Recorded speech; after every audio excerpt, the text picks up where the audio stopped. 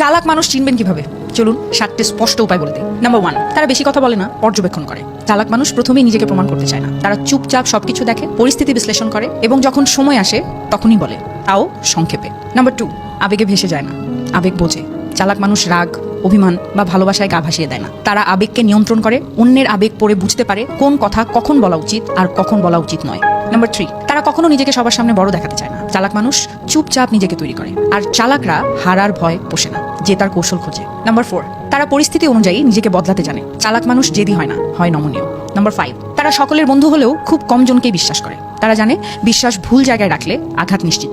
Number 6, ভুল করলে শেখে, কিন্তু বারবার সেই ভুল করে না। একবার ভুল করা স্বাভাবিক, কিন্তু একই ভুল বারবার করা বোকার কাজ। নাম্বার 7, তারা কখন কাকে কি বলতে হয় সেটা খুব ভালোভাবে বোঝে। তারা অপ্রয়োজনে নিজের মনের কথা উজাড় করে না, কারণ তারা জানে সব কথা সবাইকে বলা উচিত নয়, আর সব কান সত্য শোনার যোগ্যতা রাখে না। এখন শেষ কথা হলো, চালাক মানে শুধু ডিগ্রি বা বই পড়া নয়। চালাক সেই যে মানুষ সময় এবং অনুভূতিকে বোঝে, নিজেকে সেভাবে গড়ে তোলে জেতার জন্য নয়, টিকে থাকার জন্য।